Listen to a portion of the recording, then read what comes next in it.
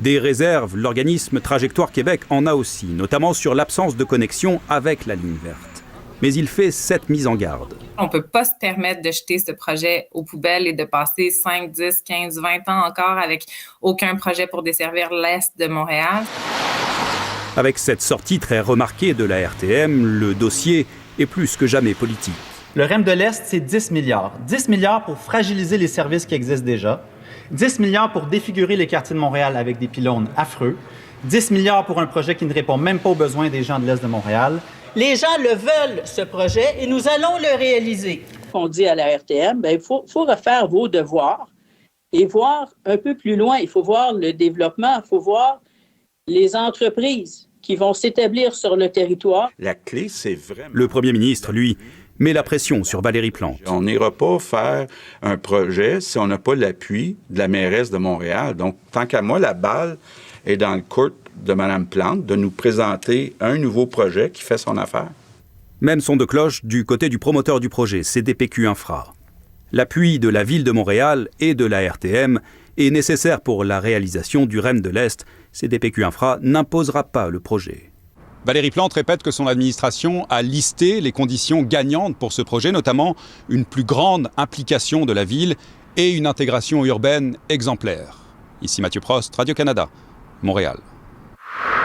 La mairesse de Montréal est avec nous en direct. Madame Plante, bonsoir. Bonsoir, M. Roy. La balle est dans votre camp, a dit le premier ministre. Alors, le voulez-vous, le REM de l'Est, dans le projet comme il a été présenté, là, essentiellement? Ben oui, le projet, on le veut. Mais je ne vous cacherai pas que j'ai été extrêmement surprise d'être interpellée de la sorte par le gouvernement du Québec, par le premier ministre. Parce que, entre vous et moi, là, ceux qui ont le droit de vie ou de mort sur ce projet-là, c'est le gouvernement du Québec parce que c'est lui qui paye, puis c'est la CDPQ Infra parce que c'est lui qui fait la technologie. Alors, ce projet-là, on y croit depuis jour 1. Je pense que vous avez vu toutes nos prises de position, mais en plus, on a décidé d'investir 500 millions de dollars dans ce projet-là.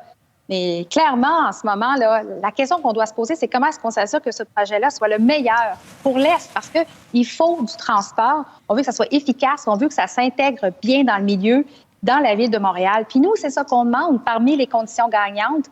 Entre autres choses, on veut une place autour de la table. Il faut absolument que la ville de Montréal fasse partie d'un comité conjoint, ce que la CDPQ refuse. Et pour moi, ça, c'est un problème, M. Roy.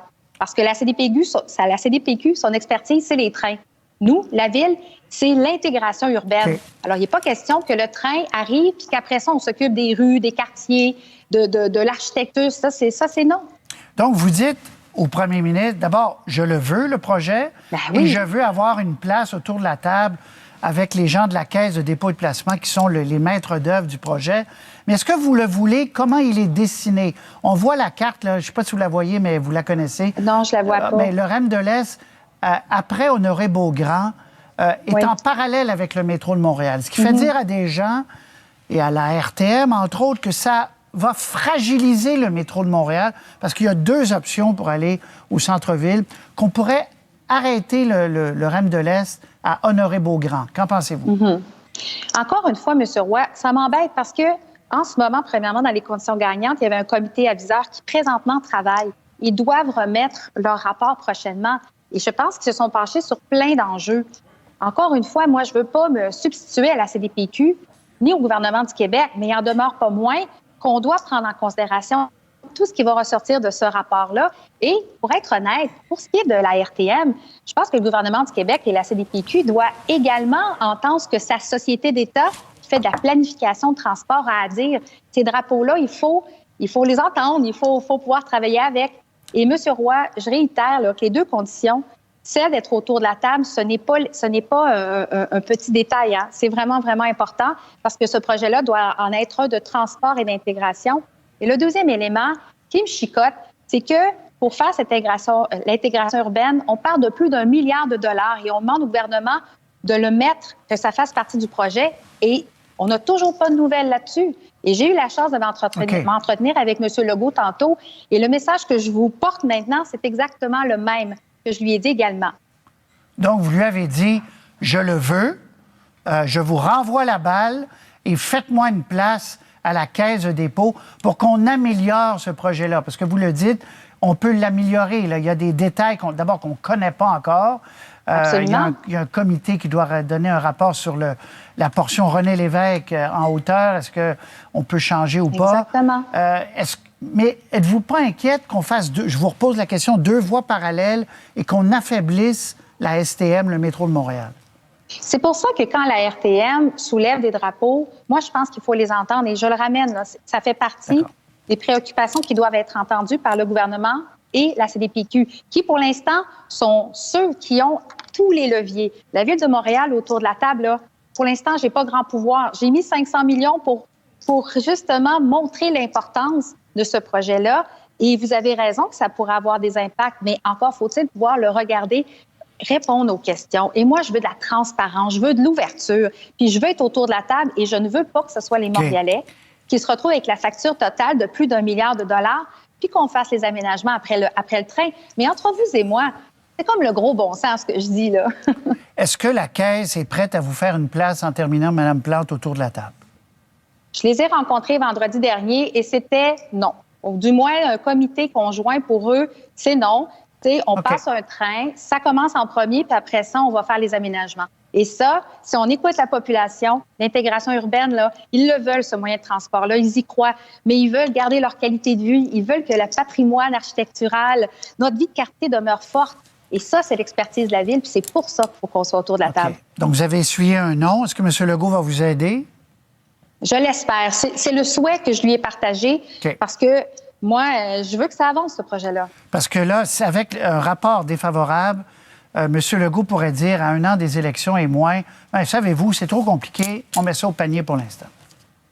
Mais j'ai envie de vous dire, c'est une possibilité, mais moi, je pense qu'il ne faut pas aller à cet extrême-là du tout. Il y a tellement de possibilités. Et un projet de cette ampleur-là, 10 milliards de dollars, on le veut, cet investissement-là. On veut que ce soit un leg pour M. Legault, pour moi et pour la CDPQ également. Un beau leg. Très et bien, pour les Montréalais. Oui, bien sûr. Madame Plante, merci beaucoup. On va en reparler, nous, à notre demi, avec des gens que vous connaissez bien, experts en transport, en tout cas des passionnés de transport. Merci beaucoup. Au revoir. Merci. Bonne soirée. Au revoir. Il y a eu des évaluations, puis on est arrivé à ce projet-là.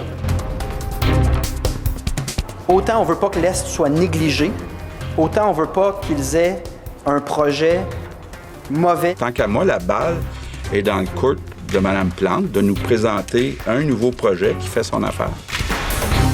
Monsieur Legault, qui a surpris, Mme Plante nous racontait ça en début d'émission, qui a surpris la mairesse de Montréal en disant, que la Ville de Montréal présente un nouveau projet du train de l'Est si celui-ci ne fonctionne pas. Il faut comprendre que on parle du REM, ça c'est la premier REM là, qui est en cours.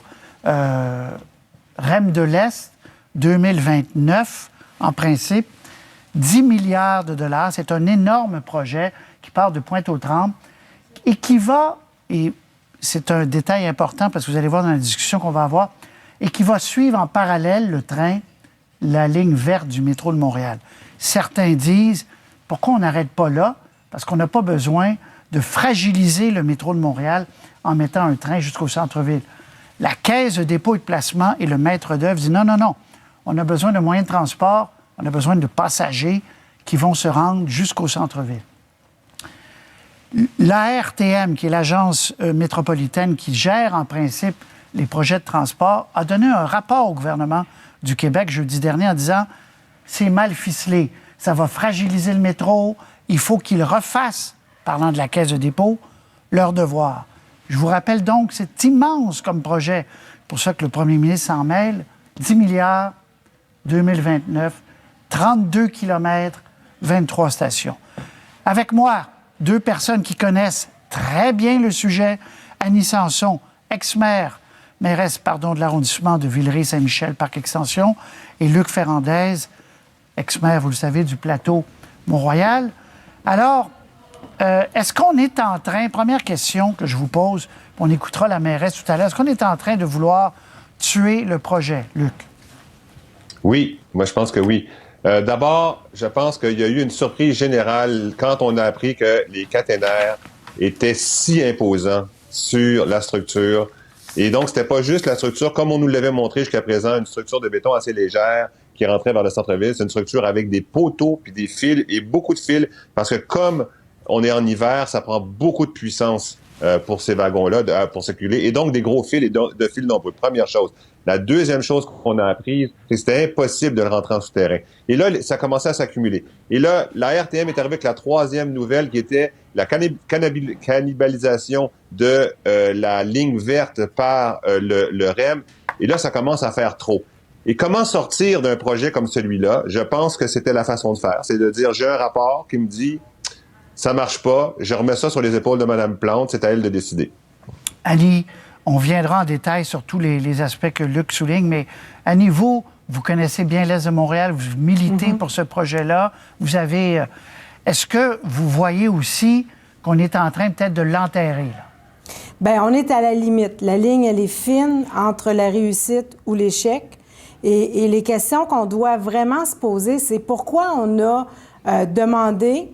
c'est la RTM qui, il y a quelques années, a déposé un projet en disant « Il faut qu'on ait plus de transport, on en a besoin pour développer l'Est, voici. » Et aujourd'hui, on nous dit, bien finalement, c'est peut-être pas bon. Là, on nous dit que comme la ligne, elle est proche de la ligne verte et avec le REM, ça va enlever les gens qui vont y aller.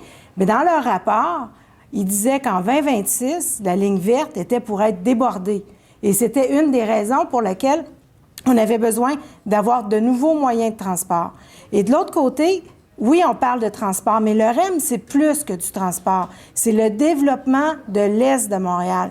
C'est le développement de terrain, développement d'habitation. On n'arrête pas de dire qu'on n'a pas d'endroit où construire.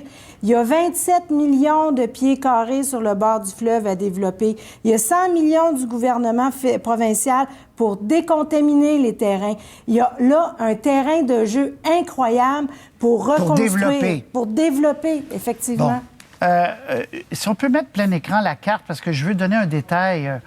Ceux qui disent, dont la RTM, que ça va fragiliser le métro, c'est que, vous voyez, Honoré Beaugrand, c'est petit, là. Est-ce qu'on peut prendre l'autre carte qui est zoomée, s'il vous plaît?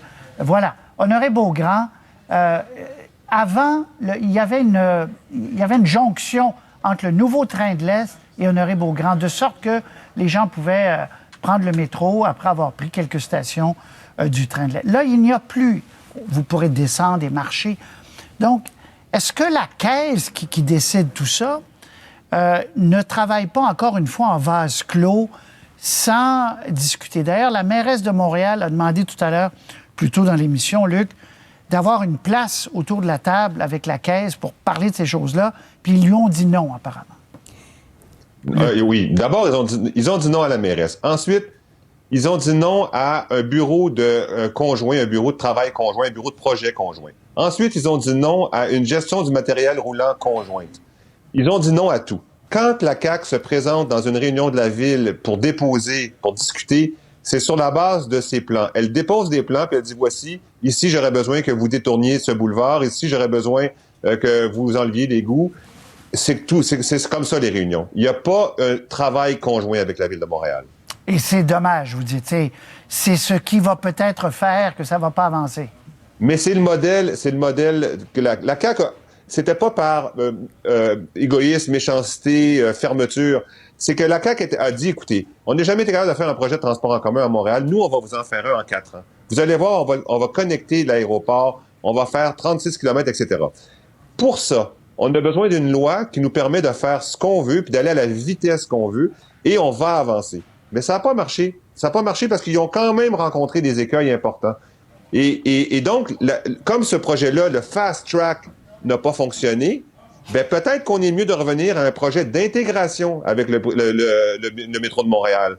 Bon. Et en collaboration avec la RTM et la STM. Annie, est-ce que vous partagez le même constat que le Fast Track, pour reprendre les mots de Luc, pour ce projet qu'on voit là dans son entièreté, que les possibilités que ça marche vraiment sont pas très fortes? Pourquoi pas réinventer un projet peut-être plus modeste, là? Bien, La Caisse de dépôt a reçu un mandat, justement, de la part du gouvernement, mais à la demande de la RTM, qui, son rôle est de planifier les développements. Et c'est la RTM qui a fait un rapport en disant, nous avons besoin d'avoir plus de transport pour que les gens puissent en profiter. On manque d'espace. La ligne rouge, la ligne orange est complètement débordée, la verte, dans quelques années. Et c'est à la base de ça que le CDPQ Infra a dit, OK, parfait, vous nous mandatez de faire un projet. Voici, on dépose un projet.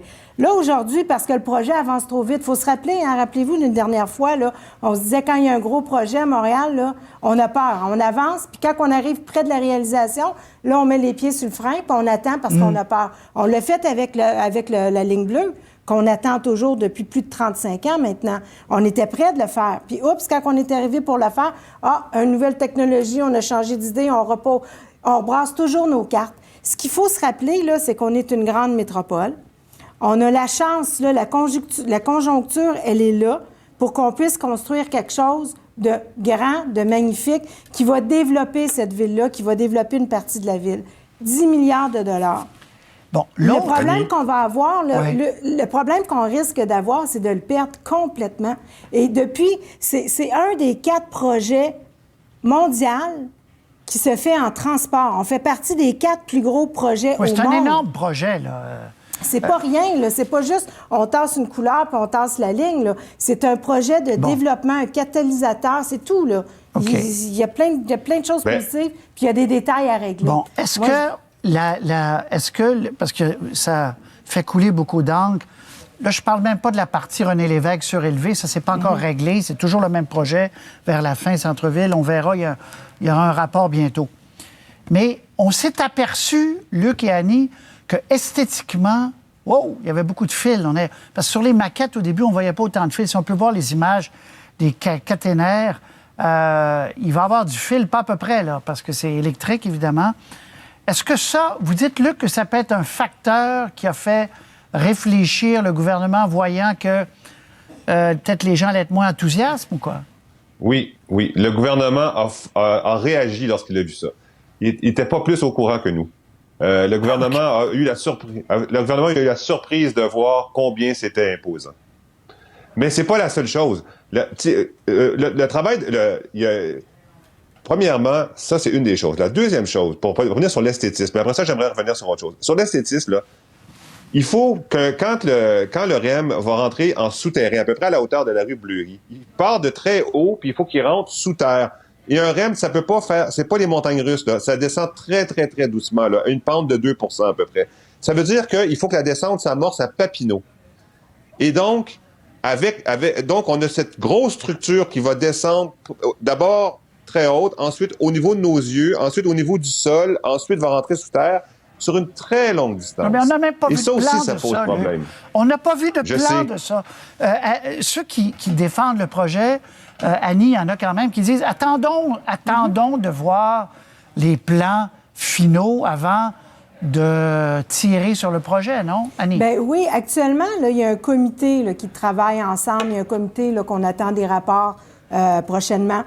Mais pour faire un projet comme ça, habituellement, là, ce comité-là doit travailler à peu près 2 ans pour arriver à un projet à la fin qui va avoir rallié tout ça. Donc, je dirais que c'est comme encore du travail qui se fait. Il n'y a rien de finalisé. On est là. Ça veut dire que là, il y a des os. Bien, on va regarder comment on est capable, tranquillement, enlever ce qu'il faut, puis comment modifier les choses. On est dans la première année de ce comité-là. Il faut quand même donner la chance là, aux gens de moi, j'aimerais dire...